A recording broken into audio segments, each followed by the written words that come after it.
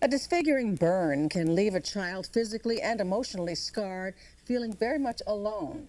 But a summer camp in our area is changing that for kids. Caroline Riddell is here with more in today's Family Matters. Well, Sue, many of the children who attend this camp have suffered severe, life-altering burns. But when they come together for this 1 week in the summer, they are just typical kids, enjoying the great outdoors and the company of others who understand. A cool swim on a hot day, a little afternoon fishing, and knowing that no one is staring at your scars. It is something the children here wait for all year long. It's like the one thing I absolutely look forward to during the year. Yeah. You love it. I love it. Yeah! The Children's Burn Camp in Union, Connecticut is a week-long summer program for burn survivors between 8 and 18 years old. Step inside and you will witness joy, you will understand pain, and ultimately you won't see the scars, but instead just the kids. Shoot. Kids like 10-year-old Matthew, who stood next to me at the archery range and wasn't shy describing my skills or lack thereof. You only got one. We watched as the campers got soaked during firefighter games using hoses to try to move a barrel. Come on, buddy. You can do it! In another area, a ropes course falling off as fun as the climb itself. And it wouldn't be camp without a meal in the mess hall. Later, a little downtime in the cabins and manicures to get ready for the evening's big dance.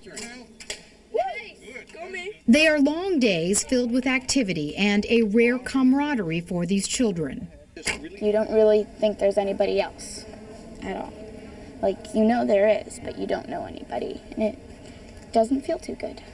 And it feels very different here? Yes, completely different. We're told the camp costs more than $150,000 to run, but all of the youngsters attend free of charge.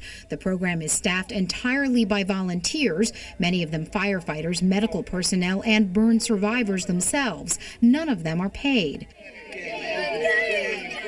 Volunteer Mark Jordan was burned as a child. Now grown up and married, he tries to show the campers there is life after injury. Especially the boys. Like, oh, you really can still get a lady? Absolutely. You're no different from anybody else. It may be different on the outside, but the inside is just the same as anybody else that you look at. The director says there is one rule here all of the adults are expected to follow. Don't ask the campers how they were burned. If kids choose to talk about it, that's one thing. If they don't, it's just not discussed. The reason for that?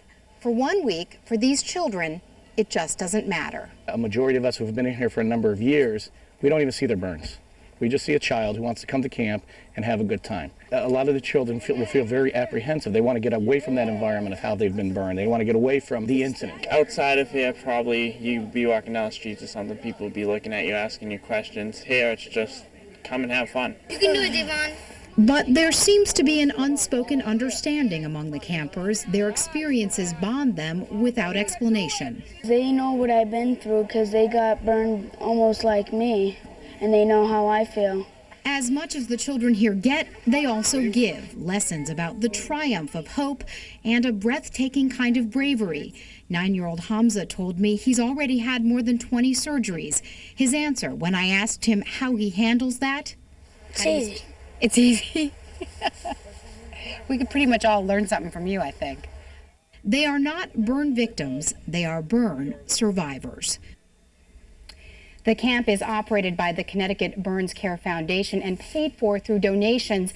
The organizers say even though it's only a week, it can really change a child's life because the kids see how capable they are of moving past their injuries. And if you'd like more information, check out our website, WNBC.com, and click on Family Matters. Caroline, this must have been a pretty tough assignment in the sense that you want to go there with the right attitude. You want to talk to them in the proper way. I thought it would be, and initially when I got there I thought that perhaps that would be the case, but I have to say that, you know, as I said in the piece, after a little while with these kids, you don't see the burns, you see the kids. It was a great experience. I mean, I feel so lucky to have been able to go.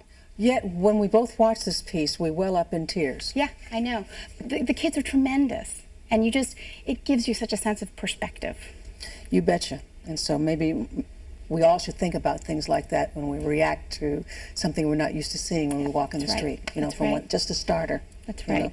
Caroline, thank you.